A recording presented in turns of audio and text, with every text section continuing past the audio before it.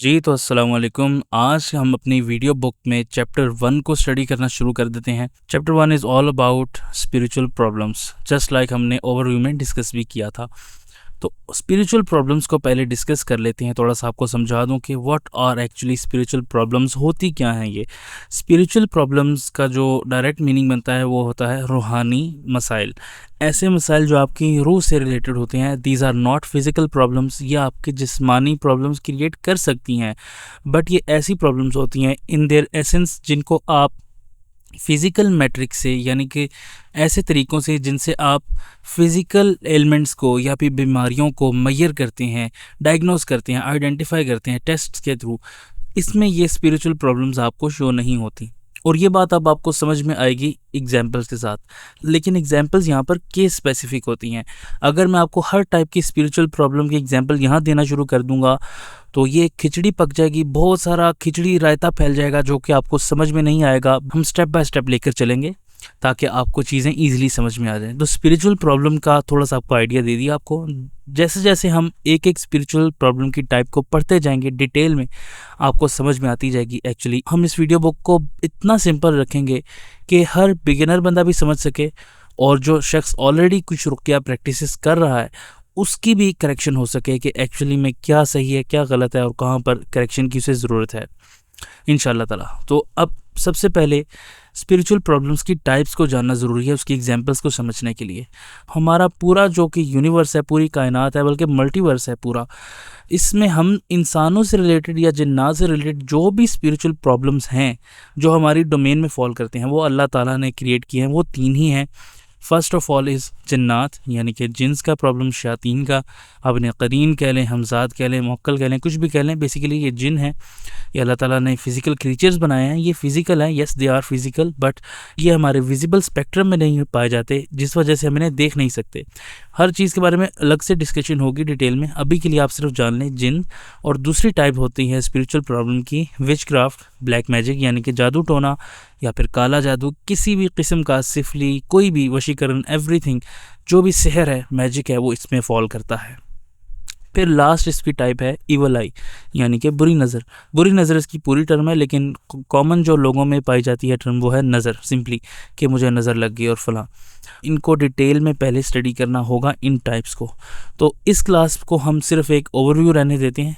Next जो class होगी उसमें आप सबसे पहले हम कवर करेंगे ईवल आई को। यू वुड बी सरप्राइज्ड कि ये तो लास्ट में आ रही है, तो बिल्कुल इसीलिए क्योंकि जो फर्स्ट टू टाइप्स हैं जिन्नात और ये जादू टोना, ये इतना ज़्यादा इंटेंगल्ड है आपस में कि अगर हम किसी एक का टॉपिक भी शुरू कर लेंगे तो मोस्टली हम इस वीडियो बुक में इन दोनों को ही कवर करते रह जाएंगे। तो ईवल आई जो है आपको सबसे पहले समझाकर आउट ऑफ द वे कर दें इसको, ताकि आपको सब कुछ क्लियर हो जाए। फिर हम आपको जिन्स वगैरह और विचक्राफ्ट के टॉपिक पर इंशाल्लाह लेकर चलेंगे step by step. Once again आपको थोड़ी सी समरी दे दूं कि स्पिरिचुअल प्रॉब्लम्स हमारी फिज़िकल वर्ल्ड से इनका ताल्लुक़ नहीं होता। स्पिरिचुअल प्रॉब्लम्स हमारे लिए मेडिकल कंडीशंस या एलिमेंट्स पैदा कर सकती हैं, लेकिन उनकी जो सोर्स होता है वो स्पिरिचुअल होता है। और ये स्पिरिचुअल प्रॉब्लम्स हम किसी भी फिज़िकल मैट्रिक से, किसी भी ऐसे तरीके से जिससे फ़िज़िकल बीमारियां हम मेजर करते हैं, चेक करते हैं, डायग्नोस करते हैं, आइडेंटिफाई करते हैं, उससे हम स्पिरिचुअल प्रॉब्लम्स को आइडेंटिफाई नहीं कर सकते। ये थी बेसिक्स इसकी डेफिनेशन, और नेक्स्ट क्लास में हम ईवल आई से स्टार्ट करेंगे। Thank you so much. साथ के साथ नोट्स बनाते जाइए, सीखते जाइए। अस्सलाम वालेकुम। जी अस्सलाम वालेकुम। आज की हमारी क्लास में हम डिस्कस करेंगे ईवल आई को, यानी कि बुरी नज़र, जिसे सिंपली नज़र बोला जाता है और अरबी में से बोला जाता है अल आइन। तो अल आइन बेसिकली ईवल आई जो है एक स्पिरिचुअल फोर्स है जो कि एक बंदे को हिट करती है, स्ट्राइक करती है। एक बंदे को भी कर सकती है, एक जानवर को भी, किसी को भी, और एक ऑब्जेक्ट को भी।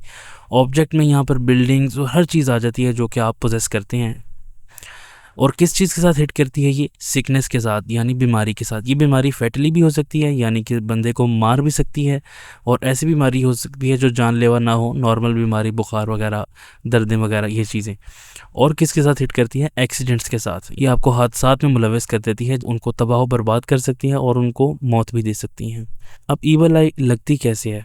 तो it is only transmitted by the admirable और हेट्रेड फील्ड गेज, यानी कि ये सिर्फ ऐसी नज़र से फैलती है, लगती है, ट्रांसमिट होती है जिसमें या तो नफ़रत भरी हो या फिर आप उस चीज़ को बहुत पसंद करते हैं, उस चीज़ को, इंसान को या जानवर को, और आपको वो अच्छी लगे और आप उसे गौर से देखें। ये नज़र किसकी हो सकती है? ये नज़र किसी इंसान की भी हो सकती है, किसी जिन की भी हो सकती है, और ये नज़र डायरेक्टली भी हो सकती है, डायरेक्टली आप किसी चीज़ को देखें, या फिर आप किसी पर्सन को, किसी एनिमल को, या फिर किसी ऑब्जेक्ट को रिमोटली देखें, यानी कि आप दूर बैठे हैं लेकिन आप डिजिटली पिक्चर्स देखते हैं, या फिर आपके पास प्रिंटेड आउट कोई पिक्चर्स वगैरह है। इवन इसमें डिस्टिंक्शन यहाँ तक भी आती है कि अगर आपके पास कोई नेम्स लिखे हुए हैं या फिर पर्सनल ऑब्जेक्ट्स हैं आपके पास, इसमें आपके बाल आ जाते हैं, नाखून, ऐसी चीज़ें जिसमें आपका एसेंस होता है, जिसमें आपका डीएनए होता है, इन चीज़ों पर भी आप इंटेंशनली नज़र लगा सकते हैं, बिकॉज ये वही चीज़ें हैं जिन पर जादू भी होता है। ये चीज़ें इसको जादू के साथ इंटरट्वाइन कर देती है, इसको इंटेंगल कर देती है। लेकिन अभी हम नज़र के फोकस करेंगे। तो ये थी आपके सामने नज़र की डेफिनेशन, और ये डेफिनेशन कहीं पर भी आपको क्लासिकल इस्लामिक टेक्स्ट में नहीं मिलेगी, क्योंकि अल्लाह के रसूल सल्लल्लाहु अलैहि वसल्लम ये बयान करने नहीं आए थे। अल्लाह ताला ने हमें सिखा दिया है कि नज़र होती है, अफर्म कर दिया गया है अल्लाह के रसूल सल्लल्लाहु अलैहि वसल्लम की तरफ से, और उन्होंने उसकी ट्रीटमेंट भी बता दी और प्रिकॉशनरी मेजर्स भी बता दिए कि हम कैसे उससे बच सकते हैं, हिफाजत कर सकते हैं। जो नहीं बताया वो ये था कि इसका मैकेनिज़्म क्या है, ये काम कैसे करती है, क्योंकि ये लोगों में ऑलरेडी नोन था, पहले से ही लोग जानते थे। जस्ट लाइक कि कुरान में हज के महीने नहीं बताए गए, क्योंकि ये लोगों में कॉमन था, लोग जानते थे। तो हमें नज़र को उसी नज़र से देखता है जिस नज़र से लोग बुरी नज़र को, ईवल आई को, अल-आइन को देखते हैं, देखते थे और देखते रहेंगे। और ये आपके सामने एक प्रैक्टिकल डेफिनेशन है जो आपको कहीं और देखने को नहीं मिलेगी। अब नज़र की कुछ टाइप्स हैं। नज़र होती है इंटेंशनल और अनइंटेंशनल। इंटेंशनल नज़र ये होती है कि आप ख़ुद से किसी को नफ़रत से, या फिर आप उसकी खूबसूरती से या उस चीज़ से को एडमायर करते हो, उसको देखें, इससे नज़र लगती है। ये अनइंटेंशनल ये होती है कि आप पर्पसफुली नज़र हार्म नहीं करना चाह रहे, नज़र नहीं लगाना चाह रहे, आप बस उसको देख रहे हैं, तो आप वो भी नज़र लग जाती है। नज़र जिन्नात से भी लग जाती है इंसान को, और ख़ुद को भी नज़र लग जाती है आईने में देखने से, ख़ुद को एडमायर करके देखने से, ख़ुद के बारे में प्रिकॉशनरी मेजर ना लेते हुए। अपने आप को एडमायर करेंगे, अपने आप से नफ़रत करके देखेंगे खुद, तो आप खुद को भी नज़र लगा देंगे। ये भी अनइंटेंशनल और इंटेंशनल हो सकता है। इसकी ट्रीटमेंट्स और सारा कुछ जो है वो बाद में कवर किया जाएगा। तो ये थी आपके लिए ईवल आई। अब मिलते हैं नेक्स्ट क्लास में। Thank you so much. जी अस्सलाम वालेकुम। तो आज का हमारा चैप्टर 1 का जो टॉपिक है वो है विचक्राफ्ट यानी कि ब्लैक मैजिक, और ये हमारा अब न्यू टॉपिक स्टार्ट होगा एक्सटेंसिव। तो इसमें इसी को बेसिकली ब्लैक मैजिक और विचक्राफ्ट को ही बोला जाता है सहर। सहर अरबी ज़ुबान का लफ्ज़ है जिसका मतलब है जादू, और इसका जो एक्चुअल ट्रू मीनिंग है ना बेसिकली डिक्शनरी में, वो तो है छुपी हुई चीज़, सहर जो कि चीज़ छुपी हुई है। और यही इसका, इसी से इसका मतलब जो है वो जादू लिया गया है, क्योंकि जादू भी बैक एंड पर होता है, छुपा होता है, ज़ाहिर नहीं होता। अच्छा, इसकी डेफिनेशन क्या है? जादू या विचक्राफ्ट, सहर बेसिकली ये होता है एक ऐसी क्राफ्ट है, ऐसी एक कला का नाम है, एक ऐसा एक इल्म है अल्लाह ताला की तरफ से, जो कि अफेक्ट करता है अपने विक्टिम को साइकोलॉजिकली और फिज़िकली। ठीक है, ये दोनों तरीके से अफेक्ट कर सकता है। साइकोलॉजिकली यानी कि मेंटली भी अफेक्ट कर सकता है इंसान को, और फिज़िकली जिस्मानी तौर पर भी अफेक्ट कर सकता है। सहर को प्रैक्टिस किया जाता है कुछ ऐसे कलमात के ज़रिए, कुछ ऐसे चैंट्स के ज़रिए जिनको रिपीट करने से उनका कुछ अफेक्ट होता है विक्टिम के ऊपर। इसके साथ साथ रिचुअल्स का इस्तेमाल किया जाता है। कुछ ऐसी रस्में होती हैं या कुछ ऐसे तावीज़ात या तलिस्म होते हैं, टेलिस्मेंस, जिनके इस्तेमाल से विक्टिम को अफेक्ट किया जा सकता है। एंड फाइनली इसमें जिन्नात का इस्तेमाल भी किया जाता है, शयातीन का। सहर की 2 कैटेगरीज होती हैं। One of them is pure सहर। प्योर सहर जैसे नाम से ज़ाहिर है, ये खालिसतन सिर्फ प्योर जादू होता है।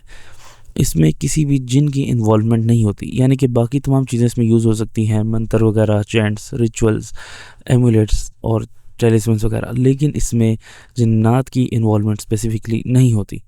ये प्योर मैजिक होता है। इसकी बहुत सारी टाइप्स हैं। एंड फिर इसके बाद दूसरी कैटेगरी है कॉन्ट्रैक्चुअल सहर। जैसे कि ये भी नाम से ज़ाहिर है कि इसमें किसी ना किसी कॉन्ट्रैक्ट का जिक्र है। तो कॉन्ट्रैक्ट किस चीज़ का होता है? बेसिकली ये जादूगर और जिन के दरमियान एक कॉन्ट्रैक्ट होता है, जिसमें जिन को किसी टास्क को परफॉर्म करने के लिए डिप्लॉयड किया जाता है by the Sahir, by the magician, by the sorcerer. तो ये एक कॉन्ट्रैक्चुअल मैजिक होता है। ये प्योर मैजिक नहीं होता बेसिकली, बिकॉज इसमें मैजिक का इस्तेमाल नहीं होता। ये सिर्फ और सिर्फ एक कॉन्ट्रैक्ट होता है, एमुलेट्स और टेलिस्मैन की शक्ल में किया जाता है। इनके ऊपर हम डिटेल से बात भी करेंगे, अभी सिर्फ आपको मकसद इनका इंट्रोडक्शन था। बाकी जितनी भी टाइप्स हैं सहर की, वो इन्हीं कैटेगरीज के अंदर फॉल करती हैं। अब हम बात कर लेते हैं सहर की टाइप्स की। सहर की टाइप्स भी 2 ही होती हैं। सबसे पहले आता है जी सेहर ऑफ साइकोलॉजिकल एलिमेंट्स, यानी कि ऐसा सेहर जो कि आपको साइकोलॉजिकली बीमार कर सकता है, आपको अफेक्ट करता है साइकोलॉजिकली। ये आपके माइंड को, आपकी सोच और आपकी फ़िक्र को, आपके थॉट्स को, आपके इमोशंस को, आपके जज्बात को और आपकी जो परसेप्शन है रियलिटी को लेकर, ख़ुद को लेकर, इन सब चीज़ों को अफेक्ट कर सकता है। जो चीज़ भी आपकी मेंटल एबिलिटी को अफेक्ट कर सकती है वो ये साइकोलॉजिकल एलिमेंट्स वाला सेहर होता है। और उसकी बहुत सी टाइप्स हैं, इन सब टाइप्स को हम डिटेल में बाद में पढ़ेंगे, अभी आप सिर्फ सुनते जाइए। दूसरी टाइप है सेहर की, सेहर ऑफ फिज़िकल एलिमेंट्स। ये ऐसा सेहर होता है, ऐसा जादू होता है जिसमें आपको फिज़िकली किसी न किसी बीमारी में मुब्तला किया जाता है, जैसे कि आपकी बॉडी को अफेक्ट कर देना, आपकी हेल्थ को, और आपकी जो फिज़िकल कंडीशन है, आपकी जिस्मानी हालत है उसको भी, और ये आपकी फ़िज़िकल अपीयरेंस को भी अफेक्ट कर सकती है।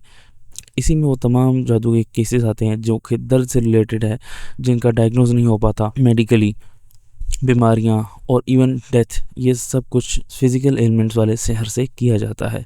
बाकी जितने भी लोग सेहर की टाइप्स बयान करते हैं वो सब के सब इनके अंडर फॉल करती हैं। वो टाइप्स नहीं है, वो एग्जाम्पल्स हैं ऑफ दीज टाइप्स, ठीक है। इनकी एग्जाम्पल्स यानी कि जो लोगों में मशहूर है कोट एंड कोट टाइप्स, वो हम आगे जाके पढ़ेंगे इन फ्यूचर इंशाल्लाह। अभी तक के लिए उम्मीद आपको ये समझ आई होगी। Thank you so much. अस्सलाम वालेकुम जी। अस्सलाम वालेकुम। तो आज हम अपने चैप्टर 1 में सेहर का स्टडी करते हुए आपको बताएंगे एग्जाम्पल्स ऑफ सेहर, और इसमें हम दोनों जो कैटेगरीज हैं सेहर की उनके बारे में बात करेंगे, जैसे कि एग्जांपल्स ऑफ प्योर सेहर, और इसी से शुरू करते हैं। तो इसमें प्योर सेहर जैसे कि हम पहले बात कर चुके हैं, उसमें दोबारा नहीं जाएंगे, इसके एग्जांपल्स को सिर्फ आज आपको बताना मकसद है। जो प्योर सेहर है इसकी जो टाइप्स हैं, सबसे पहले आ जाती है सेहर ऑफ स्टार्स एंड प्लैनेट्स। हमारे जो सोलर सिस्टम के सैयारे हैं, प्लैनेट्स हैं 7, इनका 7 प्लैनेट्स का तो ख़ुसूसन सेहर मशहूर भी है, और सितारों और सैयारों की गर्दिश के हवाले से उनके रिचुअल्स होते हैं स्पेसिफ़िक, और जिनसे सेहर किया जाता है। दूसरी टाइप है सेहर ऑफ नंबर्स एंड लेटर्स। इसको हरूफ अबजद भी बोला जाता है, नंबर्स का और लेटर्स का यूज़ करते हुए, स्पेसिफिकली अरबिक लेटर्स, इनका यूज़ करते हुए सेहर। ये कोड वर्ड्स में बेसिकली एक ग्रिड बनाई जाती है। इसमें मुख्तलिफ़ किस्म की ग्रिड्स होती हैं, 3x3 भी होती है, और 7x7, 9x9, इस तरह डिफरेंट काइंड ऑफ ग्रिड्स होती हैं। और इसमें नंबरिंग से और लेटर से ये कोड वर्ड्स के थ्रू मैजिक परफॉर्म करते हैं, डिफरेंट चैंट्स को परफॉर्म करते हैं। एंड चैंट्स से हम तीसरी टाइप की तरफ चलते हैं, जो कि है सेहर ऑफ चैंट्स या फिर इनकंटेशंस, यानी कि ऐसे मंत्र जिनको पढ़ने से डायरेक्टली अफेक्ट किया जा सकता है किसी भी विक्टिम को साइकोलॉजिकली और या फिर फिज़िकली, ठीक है, क्योंकि अल्लाह ताला ने कुछ अल्फाज में कुछ तासीर रखी है। इसी तरह से इस तरह के कुछ अल्फाज हैं जो नेगेटिव असर के लिए भी यूज़ होते हैं। बहरहाल अल्लाह ताला ने इसको आजमाइश के लिए रखा है, तो ये चैंट्स मंत्र के ज़रिए भी आप किसी को अफेक्ट कर सकते हैं सेहर के थ्रू।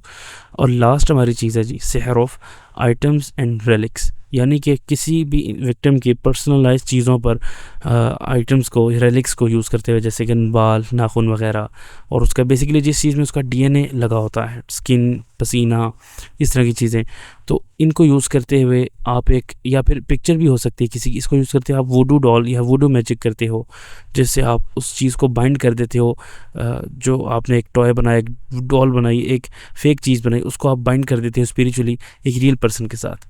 तो दिस इज़ ऑल्सो पॉसिबल, और ये होता है सेहर ऑफ पर्सनल आइटम्स या रेलिक्स। जो दूसरी कैटेगरी बचती है सेहर की, वो है कॉन्ट्रैक्चुअल सेहर। इसमें जिन बेसिकली डिप्लॉय किया जाता है विक्टिम की लाइफ को हेल्प बनाने के लिए, उसको साइकोलॉजिकली या फिज़िकली या फिर दोनों तरीके से नुकसान पहुंचाने के लिए। सेम केस जो आप प्योर सेहर से करते हैं, लेकिन उसकी एक डोमेन होती है, वो एक ख़ास लिमिट से आगे नहीं बढ़ पाता, तो उसके लिए आपको जिन्नात की ज़रूरत पड़ती है। आजकल प्योर सेहर बहुत कम है और बहुत कम इलाकों में किया जाता है। असल खालिस जो सेहर है जो आजकल किया जाता है, ये सब फ्रॉड है और ये सब कॉन्ट्रैक्चुअल सेहर है, और इसी के ज़रिए से ही लोगों को इन्फेक्ट किया जाता है, इन्फ्लिक्ट किया जाता है। बिकॉज़ ये ईजी है कि आप एक जिन को बुलाएं, उसके लिए नाफरमानी करें अल्लाह की, और उसको कोई कुर्बानी करें, या उसके लिए कोई चिल्ला काटें, उसके लिए कोई रिचुअल करें, उसको खुश करें, उसकी इबादत करें, समथिंग लाइक दैट, या उसको कुछ दें सदक़े में तौर पर, बदले में, और वो आपका काम करे।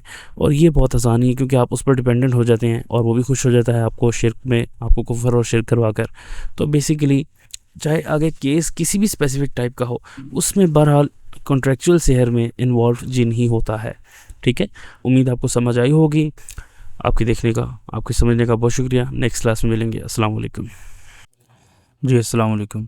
आज की हम अपनी स्पिरिचुअल प्रॉब्लम्स की क्लास में डिस्कस करेंगे जिन के टॉपिक को। इसमें जो ऊपर आपने हेडिंग्स पढ़ ली हैं, जिन, शैतान, करीन, मुक्कल, हमज़ात, हम इन सब को डिटेल में डिस्कस करेंगे बाद की क्लासेस में। अभी के लिए आपको ये समझना सबसे पहले ज़रूरी है कि व्हाट इज़ एक्चुअली जिन, होता क्या है। तो सुनिए, जिन अल्लाह ताला की एक ऐसी क्रिएशन है that is made from smokeless flame of fire. ये ऐसी आग के शोले से बनाया गया है, फ्लेम से, जिसका धुआं नहीं होता। These are not created beings from your typical flames, from your typical fires. ये आपकी बॉन फायर्स और आपकी नॉर्मल जो घरों की आग वगैरह है, ये इससे नहीं बनाए गए। जैसे कि अब तो फिर सवाल आता है कि ये किस चीज़ से बनाए गए हैं। तो देखें, just like sun, just like all the stars, वो भी आग हैं लेकिन उनका कोई धुआं नहीं होता। सो दे आर देयर ओरिजिन, यानी कि प्लाज्मा कह सकते हैं आप। इसके अलावा इलेक्ट्रिसिटी, जो इलेक्ट्रिक बोल्ट है, इलेक्ट्रिक करंट है, ये भी सेम चीज़ में फॉल करता है, सेम एनर्जी स्पेक्ट्रम में फॉल करता है, और इसकी भी कोई स्मोक नहीं होता, कोई धुआं नहीं होता। सो बेसिकली आप इनको कैटेगराइज कर सकते हैं एज एनर्जी बींग्स, लेकिन हम इसको इस तरह में नहीं जाएंगे। जो जितना हमें बताया गया है दीन में, हम उतना ही उसको रखेंगे।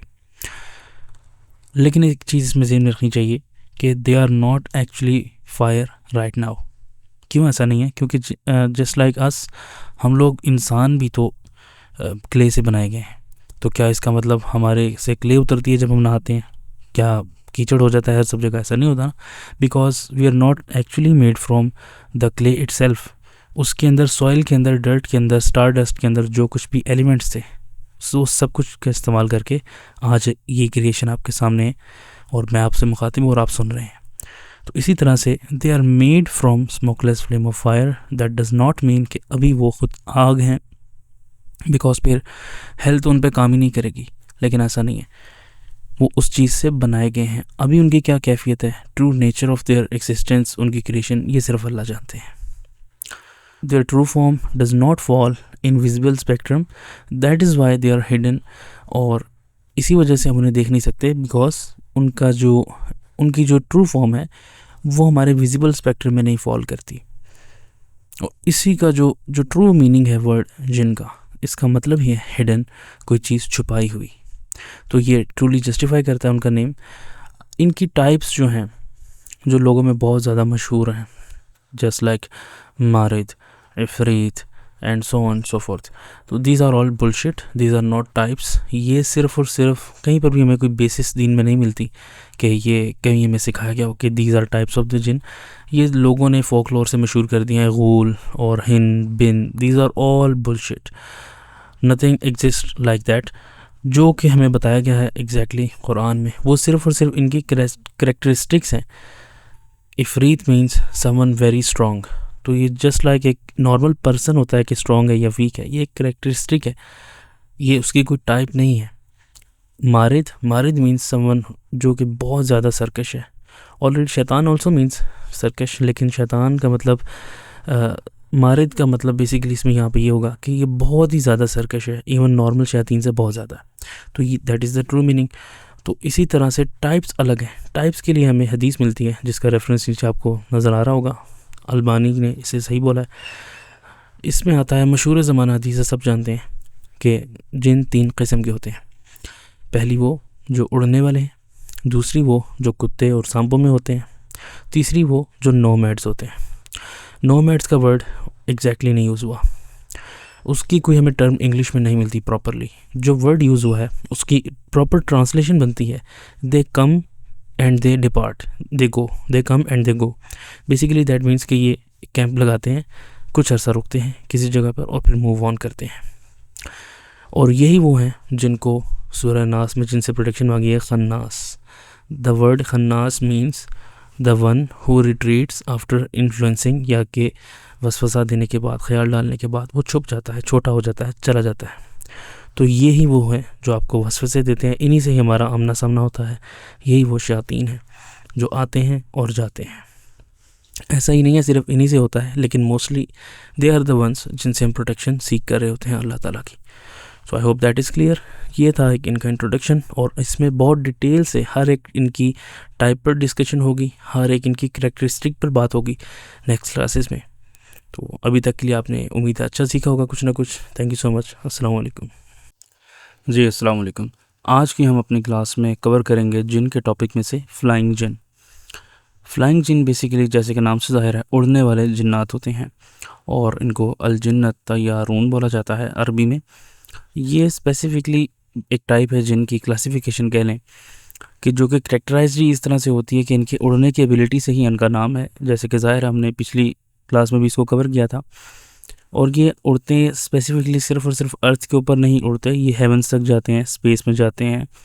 और इनका मकसद क्या होता है, ये क्या करने क्या चाहते हैं? There two primary functions of concern to humanity. देखें, हमें इनके खाने पीने सोने जागने से मतलब नहीं है। ये रुक़या बुक है ना, रुक़या की बुक है। तो हमने इस वीडियो बुक में क्या डिस्कस करना है, जो ऐसी चीज़ें जो ह्यूमैनिटी से, हम इंसानियत से, हम लोगों से कंसर्न करती हैं। ठीक है, वो दो चीज़ें हैं बेसिकली। एक तो ये है कि ये फरिश्तों की बातें कान लगाकर सुनने जाते हैं स्पेस में या आसमानों में जाते हैं, कोशिश करते हैं कि हम सुने। और उसका आपको रेफरेंस कुरान में मिल जाएगा, सूरह अल हिजर में मिल जाएगा, सूरह जिन में मिल जाएगा। और ये ऐसा कर नहीं पाते। फिर आपको सही हदीस मिलती है, बुखारी में भी है रवायात, लेकिन हमने मुस्लिम की कोट की है यहाँ पर, आपको रेफरेंस दिए, बेसिकली कोट तो नहीं की। तो ये अकल्ट इंटेलिजेंस में ये जो होते हैं, अकल्ट बेसिकली मैजिशियन, साहिर, सैटनिस्ट, इनको, ये साहिरों को, जादूगरों को, मैजिशियंस को ये इन्फॉर्मेशन ला कर देते हैं जिसे लोग इस्तिखारा या हिसाब बोलते हैं ना, कि हमने इस्तिखारा कराया या हिसाब कराया। वो बेसिकली ये होता है। ये जो जिन होते हैं, जिन तय्यारून, उड़ने वाले जिन, द फ्लाइंग जिन, ये जाते हैं और कुछ बातें जो एंजल्स कर रहे होते हैं उनको सुनने की कोशिश करते हैं कान लगाकर। वो उसमें कामयाब नहीं हो पाते, बहुत कम, वो थोड़ा बहुत कुछ ना कुछ ले लेते हैं, कुछ ना कुछ परसेंट ना। और उसमें हदीस के मुताबिक, अल्लाह के रसूल सल्लल्लाहु अलैहि वसल्लम के मुताबिक, उसमें काफ़ी सारे झूठ मिक्स करते हैं और अपने पार्टनर को, अपने दोस्त को बताते हैं, जो कि इंसानों में होता है, जिन्नात में नहीं, जो जादूगर होता है बेसिकली, उसको बताते हैं, सूदसेर को बताते हैं। और वो आगे से इंसानियत को गुमराह करता है कि ये आपके साथ इशू है जी, ये आपका फ्यूचर है, ये आपका प्रिडिक्शन है। या फिर फॉल नहीं भी निकालते तो उनको बताते हैं कि आपको ये स्पिरिचुअल प्रॉब्लम है, जिन्नात से पूछ के। तो बेसिकली इस वजह से, क्योंकि ये कोई भी गायब का ताल्लुक़ हमारा अल्लाह के रसूल सल्लल्लाहु अलैहि वसल्लम के बाद, जाने के बाद दुनिया से ख़त्म हो चुका हुआ है। हम सिर्फ़ और सिर्फ अल्लाह ताला से दुआ कर सकते हैं, रिस्पॉन्ड हम सुन नहीं सकते। ठीक है, तो ना ही हम पे कोई फ़रिश्ता नाजिल होकर हमें कोई दीन की बात बताएगा या गैब की ख़बरें हमें देना शुरू कर देगा। तो हम में से जो लोग ये इस चीज़ को करते हैं, ये सख्त कुफ़र और शिरक है, बिकॉज़ हम गैब में चीज़ें जानने की कोशिश करते हैं और लोगों को इस चीज़ की डेप्थ का नहीं पता होता, एहसास नहीं होता, रियलाइजेशन नहीं होती। तो अब आपको रियलाइजेशन है, और इस्तिखारा और हिसाब के नाम पर बेवकूफ़ मत बनिए और अपने आप को शिरक और कुफ़र से बचाइए। तो ये था आपके लिए फ्लाइंग जिन। उम्मीद आपको समझ आई होगी। नेक्स्ट क्लासेस में हम इंशाल्लाह जिन की बाकी जो किस्म है, टाइप्स हैं, उनको कवर करेंगे इंशाल्लाह। Thank you so much. अस्सलाम वालेकुम। जी अस्सलाम वालेकुम। आज की हमारी क्लास होगी चैप्टर 1 जिन्नात में से डॉग्स एंड स्नेक्स पर। तो डॉग्स एंड स्नेक्स ऐसे जिन होते हैं जो कि मोस्टली कुत्ते या सांपों की शक्ल में पाए जाते हैं। ये इसी शक्ल में रहना पसंद करते हैं या ये इन्हीं में से होते हैं, ये अल्लाह बेहतर जानते हैं। जादू के रेफरेंस में या इसके कॉन्टेक्स्ट में, जो कुत्ते वाला जो जिन होता है ना, ऐसे जिन्नात जो कि डॉग्स की शक्ल में रहते हैं, तो इनका इस्तेमाल किया जाता है फ़िज़िकल हार्म इन्फ्लिक्ट करने के लिए किसी भी पेशेंट के ऊपर, किसी भी पर्सन के ऊपर। जैसे कि किसी को कुछ बीमारी लगा देना या किसी को कुछ ऐसी पेन्स होना जिनका कोई मेडिकल डायग्नोसिस नहीं हो पा रहा, सिम्टम्स नहीं नज़र आ रहे। जो फ़िज़िकल हार्म है, फ़िज़िकल चोट पहुंचाने का जो अमल है, इसके लिए डॉग्स वाले जिन्नात का इस्तेमाल किया जाता है। और इसी का जो कॉन्ट्रेरी है वो है साइकोलॉजिकल हार्म, यानी कि मेंटल हार्म। और मेंटली आपको हार्म पहुंचाने के लिए, साइकोलॉजिकल आपके इश्यूज़ क्रिएट करने के लिए, आपके दिमाग में, आपके जहनी तौर पर आपको बीमार करने के लिए, इसके लिए सांप वाले जिन्नात को यूज़ किया जाता है, यानी कि स्नेक डॉग्स, यानी कि स्नेक जिन। और यही होते हैं जो आपकी बेसिकली ब्लॉकेजेस वगैरह क्रिएट करने के लिए लाइफ में भेजे जाते हैं। यही डिप्लॉयड किए जाते हैं विक्टिम की लाइफ में फसाद क्रिएट करने के लिए। इनकी जो टॉक्सिक नेचर है, ये आपकी लाइफ को, पूरी लाइफ को इन्फ्लुएंस करके कवर कर लेती है। अच्छा, इनकी ख़ास बात यह है कि जो इनके विक्टिम्स होते हैं ना, इन जन्नात के, चाहे वो डॉग्स के हों, चाहे वो स्नेक्स के हों, तो इनको अक्सर ख्वाबों में कुत्ते या सांप नज़र आते हैं। ठीक है, और ये चीज़ डिपेंड करती है कि इनको किस किस्म के जिन ने हमला किया है या कौन इन पर अटैक करने की कोशिश कर रहा है। अगर किसी के पीछे कोई डॉग जिन हो तो उसको ख्वाब में कुत्ते या फिर एक कुत्ता नज़र आता है, अक्सर उसके पीछे पड़ा होता है, नुकसान पहुंचाने की कोशिश कर रहा है या वो उसे देखता है आमतौर पर किसी भी हालत में। सेम इज़ द केस, अगर किसी के पीछे कोई सांप वाला जिन पीछे पड़ा हुआ है तो उसे ख्वाब में इसी का तस्वुर आएगा, बार बार वो उसी को देखेगा, चाहे वो उस पर हमला कर रहा है नहीं कर रहा, ये एक डिफरेंट चीज़ है, लेकिन उसे बार बार ख्वाब में स्नेक्स आएंगे। और जिन लोगों पर दोनों किस्म के जादू किए जाते हैं तो उसके लिए ये दोनों किस्म के जिन्नात भेजे जाते हैं जो कि मेंटली भी और फिज़िकली भी उस शख्स को हार्म करते हैं। तो ये बड़ा स्ट्रॉन्ग केस होता है, इसमें उस शख्स को दोनों किस्म के एक्सपीरियंसेस होते हैं। तो ये था आपके लिए जिन्नात में से डॉग्स एंड स्नेक्स का टॉपिक। इंशाल्लाह आपको समझ आई होगी उम्मीद है। नेक्स्ट हम बात करेंगे नोमैडिक जिन्स पर। Thank you. अस्सलाम वालेकुम। जी अस्सलाम वालेकुम। आज की हमारी चैप्टर 1 की क्लास होगी जिन्नात के बारे में से नोमैडिक जिन्स पर। नोमैडिक इनको बोलने की ख़ास वजह है बिकॉज़ ये जो जिन्नात होते हैं ये कैरेक्टराइज किए जाते ही हैं अपने नोमैडिक नेचर के लिए। बेसिकली नोमैडिक नेचर जैसे कि आप सब लोग ज़्यादा बेहतर जानते हैं, ये लोग कैरावन्स में मूव करते हैं, ये प्लेस टू प्लेस जाते हैं, जगह से जगह मूव करते हैं और जहाँ इनको जगह मिलती है, जिस भी घर में इनको एंट्री मिलती है ये वहाँ पर चले जाते हैं और वहीं पर उन लोगों के साथ रहते हैं। स्पेसिफिकली ये उन घरों में जाते हैं जहाँ पर लोग अपने घरों में बिस्मिल्लाह पढ़कर नहीं दाखिल होते। जिस तरह के हमें मुख्तलिफ सही हदीस में भी रेफरेंस मिलता है कि शैतान उस घर में दाखिल हो जाता है जहाँ पर बिस्मिल्लाह पढ़कर लोग दाखिल नहीं होते। और खाली इतना ही नहीं, ये उन लोगों के साथ खाते भी हैं जो बिस्मिल्लाह पढ़कर नहीं खाते और ये रात भी वहीं गुजारते हैं। तो इस तरह से ये जिन्नात जब तक इन्हें जिस जगह पर मौका मिलता है, जितना मिलता है, ये उतना वहाँ पर रहते हैं और उसके बाद ये मूव ऑन कर जाते हैं। ये जब यहाँ पर होते हैं तो जाहिर सी बात है ये फसाद क्रिएट करते हैं लोगों के लिए, ब्लॉकेजेस और डिफरेंट काइंड ऑफ थिंग्स, और ये ख़ुद से एक स्पिरिचुअल प्रॉब्लम है और इनके लिए तो सिर्फ एक बिस्मिल्लाह की ही प्रोटेक्शन काफ़ी है। डिटेल में हम ट्रीटमेंट्स वाले चैप्टर में पढ़ेंगे सब कुछ इंशाल्लाह। अच्छा, इनके बारे में एक ख़ास बात ये भी है, जिस तरह से तमाम जिन्स के अपने अपने रिलीजन और मज़हब वगैरह होता है, इसी तरह से ये नॉन मुस्लिम भी हो सकते हैं और मुस्लिम भी हो सकते हैं, इसमें कोई फ़र्क नहीं पड़ता। और ये चाहते हुए ना चाहते हुए अक्सर औक़ात लोगों को घर में तंग करते हैं और उनकी वजह से घरों में फसाद क्रिएट होता है और लोग इनकी जो घर में एक प्रेजेंस है, नहूसत है, वो फील करते हैं। तो ये थी तीसरी टाइप, नोमैडिक जिन। उम्मीद आपको समझ आई होगी इंशाल्लाह। Thank you so much. अस्सलाम वालेकुम। जी तो अस्सलाम वालेकुम। आज का हमारा चैप्टर 1 का जिन्नात में से जो टॉपिक है ये है करीन और शैतान। हमने इसको शुरू में मेंशन नहीं किया हुआ था बिकॉज़ हमने ये ख़ुद ही एक सबसे बड़ा टॉपिक है, अगर हम इसको ना बयान करें तो ये जस्टिस नहीं होगी टॉपिक के साथ। इसमें काफ़ी सारे चीज़ें हैं जिनको अगर हम टेक्सचुअल फॉर्म में लिखते तो आपके सामने यहाँ पर जगह नहीं बचनी थी और हम आपको एक ही स्लाइड में सारा दिखाना चाहते हैं। बेसिकली हमने आपके लिए यहाँ पर की पॉइंट्स बुलेट पॉइंट्स की शक्ल में बेसिकली सामने पेश कर दी हैं और नीचे रेफरेंसेस भी हैं। बेसिकली हम स्टार्ट करते हैं जल्दी ताकि आपका टाइम वेस्ट ना हो और आप समझ सकें। सबसे पहले जो एक लोगों के जहन में चीज़ होती है कि करीन बेसिकली कहते हैं साथी को, कंपेनियन को। अरबी में इसका जो मतलब है वो कंपेनियन का बनता है, साथी का बनता है, ठीक है। और इसके साथ साथ करीन इंसानों के लिए भी यूज़ होता है, दोस्त के लिए जो साथ रहता है, कंपेनियन। और इसके अलावा ये शयातीन के लिए भी यूज़ होता है, जिन्नात के लिए। और ये करीन लफ्ज़ जो है इस्तिलाह में हमारे दीन की टर्म में उस एंजल के लिए भी यूज़ होता है जो हमारे साथ अल्लाह ताला लगाते हैं, हमारा साथी जो हमें अच्छी गाइडेंस करता है, या कह लें कि आयतुल कुर्सी से जो मुहाफ़िज़ हमारे ऊपर अल्लाह ताला गार्डियन भेजते हैं तो वो भी बेसिकली साथ रहने वाला करीन है। अगर आप 24 घंटे आपकी प्रोटेक्शन हो रही है तो आपके साथ एक करीन मौजूद है अल्लाह ताला की तरफ से, गाइडेंस के लिए भी, हिफाजत के लिए भी। और एक करीन जो है वो शैतान होता है, बुरा। इसमें जो हमारा जो दीन का टेक्स्ट है इसमें शैतान का वर्ड इंटरचेंजेबली यूज़ होता है इब्लीस के लिए भी, जो कि सबसे बड़ा डेफिनेटली शैतान है, डेविल है। और ये वर्ड यूज़ होता है एग्जैक्टली करीन के लिए भी। करीन शैतान जो हर बंदे का पर्सनल शैतान होता है, ये हर बंदे के साथ अपॉइंटेड होता है। और ये बिल्कुल सही हदीस से साबित है, अल्लाह के रसूल सल्लल्लाहु अलैहि वसल्लम के साथ भी, इवन तमाम अंबिया के साथ भी ये शैतान अपॉइंटेड होते हैं और ये लोगों को बुराई की तरफ गालिब करते हैं। लेकिन अल्लाह के रसूल सल्लल्लाहु अलैहि वसल्लम का जो था करीन था जिन्नात में से, उसने इस्लाम कबूल कर लिया और वो मुसलमान हो गया और वो अल्लाह के रसूल सल्लल्लाहु अलैहि वसल्लम को सिर्फ अच्छाई की तरफ ही गाइड करता था।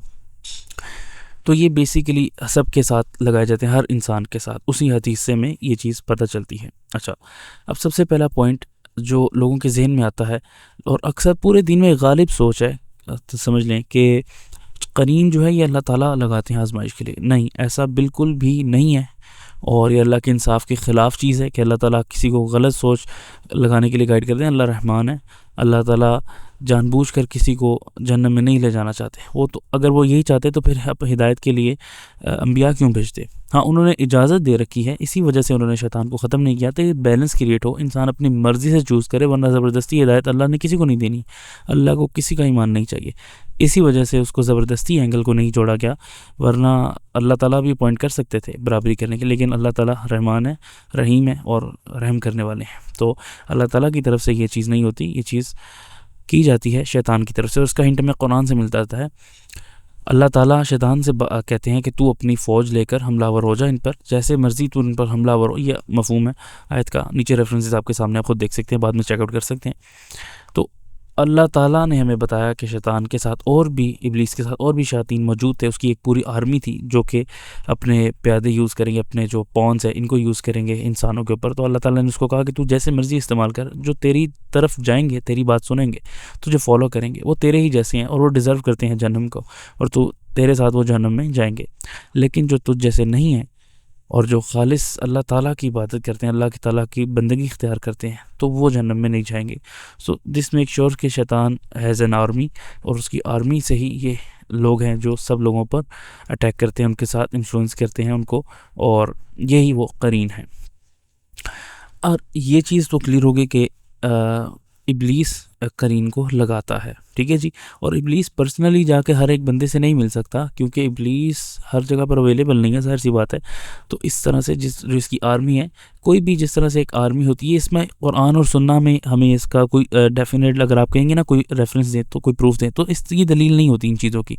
लेकिन यहाँ पर एक बात, अक्ल इंसान की, इस चीज़ का लॉजिक इंसान को थोड़ा सा चीज़ें समझ के अगर देखें तो समझ आ जाती हैं। देखें, कोई भी आर्मी, कोई भी इंस्टीट्यूट, कोई भी डिपार्टमेंट इंसान का कहीं से भी चल नहीं सकता, वर्क नहीं कर सकता, सस्टेन नहीं हो सकता, मेंटेन नहीं किया जा सकता अगर उसमें कोई डिसिप्लिन ना हो, चाहे वो शैतान का ही हो। इसी वजह से हमें जो फ्री मेंशंस है और इल्यूमिनाटी वगैरह के जो हमें जो मिलती हैं चीज़ें, इसमें भी लोगों ने यहाँ पर डिपार्टमेंट्स बना रखे हैं और एक पूरा डिसिप्लिन उनमें भी मौजूद है, चाहे वो गलत है या सही है, उसमें मौजूद है बहरहाल, ठीक है। तो इसी तरह से कोई भी आर्मी चल नहीं सकती, चाहे वो शैतान की हो, चाहे वो मुसलमानों की हो।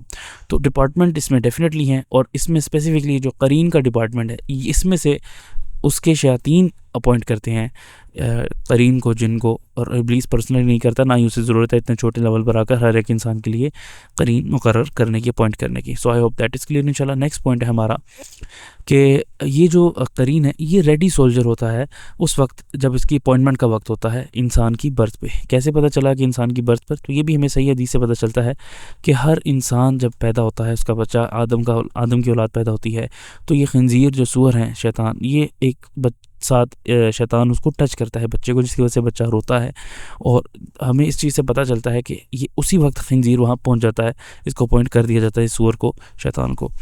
तो बेसिकली, और अगर सोचे, अगर बेसिकली जो मेरा टॉपिक है, कोर उसके जो आर्गूमेंट है वो ये है कि अगर एक वो करीन खुद से बच्चा है, वो भी न्यू बॉर्न है उसके साथ का ही, तो वो दूसरे को हार्म कैसे कर रहा है, हालांकि हमारा बच्चा तो इतना केपेबल नहीं है। तो यहाँ पर जानवरों वाली चीज़ उसमें नहीं है कि वो एक हाथी की तरह, एक हिरन की तरह केपेबल होता है, नहीं, वो भी हमारी तरह ही न्यू बॉर्न होते हैं, ये भी उसकी केयर करते हैं। तो एक न्यू बॉर्न बच्चा दूसरे को एक मिशन के लिए नहीं अपॉइंट किया जाता है, this does not make common sense. अब आप कहेंगे कि इसकी कोई दलील दें कुरान सुनने से, तो हदीस में है, लेकिन स्पेसिफिकली ये तो नहीं बताया जाता कि किस एज में लगाया जाता है, लेकिन इंसान की अक्ल भी इस चीज़ पर गवाह है।